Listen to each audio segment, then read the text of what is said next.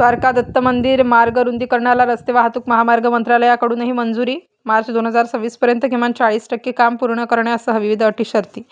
राष्ट्रीय महामार्ग 60 वरील द्वारका सर्कल ते उपनगर दत्त मंदिर चौक सुमारे 6 किलोमीटर रस्ता रुंदीकरणाच्या कामाला केंद्रीय रस्ते वाहतूक आणि महामार्ग मंत्री नितीन गडकरी यांनी मंजुरीची घोषणा केल्यानंतर 3 जूनला महापालिकेच्या या संदर्भात रस्ते वाहतूक आणि महामार्ग मंत्रालयाकडून तांत्रिक, प्रशासकीय व आर्थिक मंजुरीचे पत्रच प्राप्त झाले.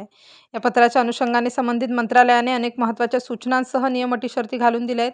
त्यानुसार मार्च 2026 पर्यंत 40% काम पूर्ण होणे आवश्यक असून मंजुरीच्या पत्रापासून 6 महिन्यात संबंधित पात्र ठेकेदाराला कार्यारंभदेश द्यावा लागणार आहे. दरम्यान 6 पदरी रुंदीकरणासह दोन्ही बाजूला प्रत्येकी 2 पदरी सर्व्हिस रोडच्या या कामासाठी महापालिकेच्या बांधकाम विभागाने निविदा प्रक्रिया हाती घेतली आहे. या निविदा प्रक्रियेला 16 जूनपर्यंत मुदतवाढ देण्यात आली आहे.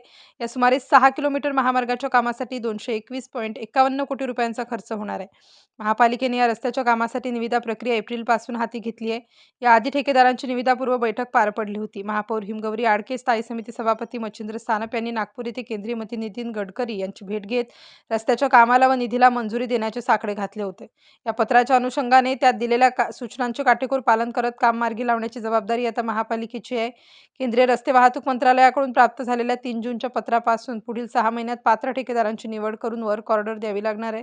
त्याचबरोबर 221 कोटींपैकी मार्च 2026 पर्यंत 40% काम आणि 140 कोटी रुपये मनपाला रस्ते कामावर खर्च करावे लागणार आहेत. 2027-28 ला 100% काम पूर्ण, 2026-27 मध्ये 40% काम, तर त्यानंतर 2027-28 या आर्थिक वर्षात 100% काम ठेकेदाराकडून पूर्ण करून घेण्याची मनपावर जबाबदारी असेल. त्याचबरोबर 2028-29 पासून पुढील 5 वर्ष 100% देखभाल दुरुस्तीची अट संबंधित ठेकेदारावर असणार असल्याचे केंद्रीय रस्ते वाहतूक व महामार्ग मंत्रालयाने आपल्या पत्रात नमूद केले आहे. स्टार न्यूजसाठी मोहसिन पठाण, नाशिक.